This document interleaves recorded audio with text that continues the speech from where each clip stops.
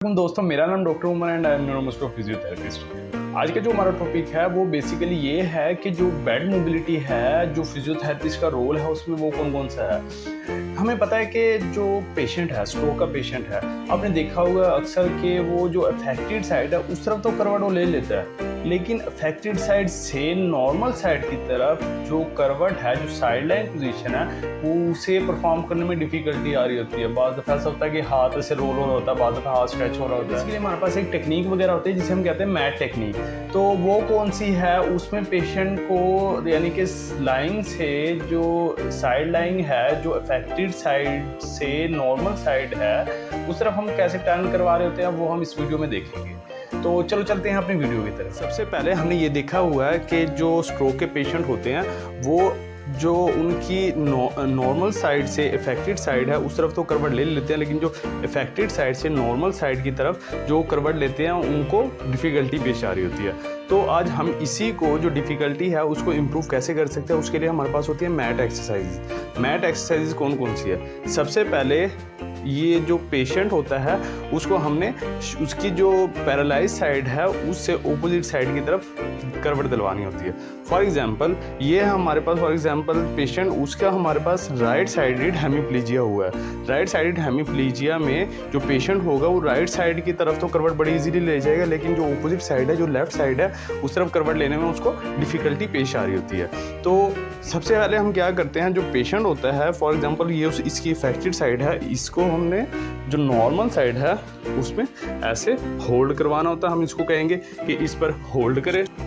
फिर जो उसकी लोअर लिम्ब है उसको हमने ऐसे बेंड करना होता है। लोअर लिम्ब है उसको हमने बेंड करके एक दफ़ा हम उसको खुद ऐसे करवट दिलाते हैं, ऐसे नॉर्मल साइड की तरफ करवट दिलवाते हैं। क्या हुआ, अब ये हुआ है कि जो पेशेंट है उसकी जो अफेक्टेड साइड है वो शॉर्टेंड पोजीशन के अंदर आ गई है। अब शॉर्टेंड पोजीशन में जब आ गई है तो हम पेशेंट को क्या कहेंगे? फॉर एग्जांपल उसकी गर्दन है, हेड है, उसकी गर्दन है, अपर लिम्ब है, थोरैक्स है और लोअर लिम्ब, हम उसको जो नॉर्मल साइड से ओपोजिट साइड की तरफ हम फोर्स लगाएंगे और हम उसको कहेंगे कि अपनी अफेक्टेड साइड से होल्ड करने की कोशिश करें। फॉर एग्जांपल ये है हमारे पास इसकी नेक, तो हम उसको ऐसे हेड को पकड़ के मैं उसकी अपनी तरफ जोर लगाऊँ। मैं इसको कहूँगा कि मुझको जोर ना लगाने दो और इसको होल्ड करने का जोर ना लगाने दे, इसको रोके। मुझे अपनी तरफ जोर ना लगाने दे, इसको रोके। मुझे अपनी तरफ जोर ना लगाने दे, इसको रोके। मुझे अपनी तरफ जोर ना लगाने दे, इसको रोके।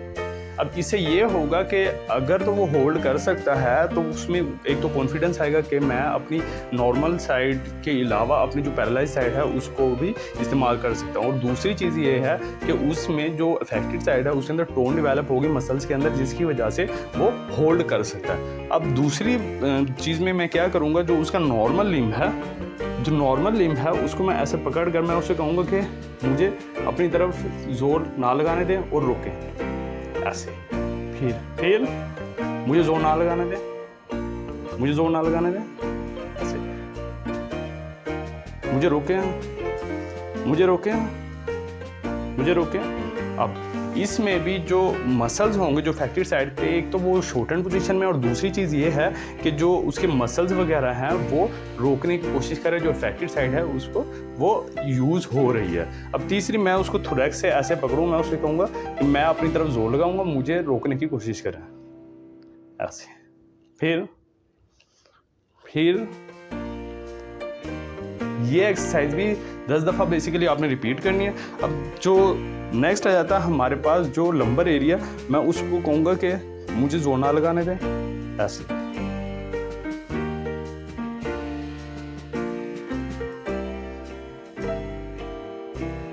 अब नेक्स्ट आ जाता है हमारे पास जो लोअर लिम्ब है। लोअर लिम्ब में मैं जो नॉर्मल साइड है उसको ऐसे होल्ड करूँगा, मैं अपनी तरफ खींचने की कोशिश करूँगा। कहूँगा पेशेंट को कि इसको रोकने की कोशिश करें, रोकने की कोशिश करें, रोकने की कोशिश करें, रोकने की कोशिश करें।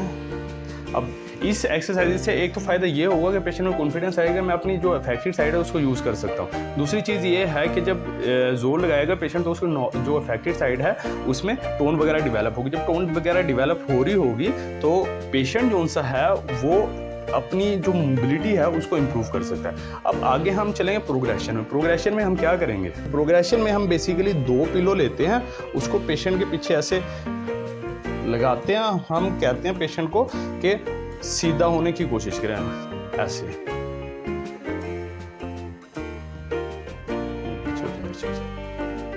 अब इसमें हम कहेंगे पेशेंट को कि यहाँ से अपने नॉर्मल साइड की तरफ वो करवट लेने की कोशिश करें, करवट लेने की कोशिश करें,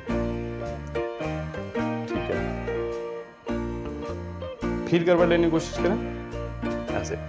इसको हमने 10 बार रिपीट करवानी है इस एक्सरसाइज को। नेक्स्ट हम क्या करेंगे, इसको हमने आगे प्रोग्रेस करना है।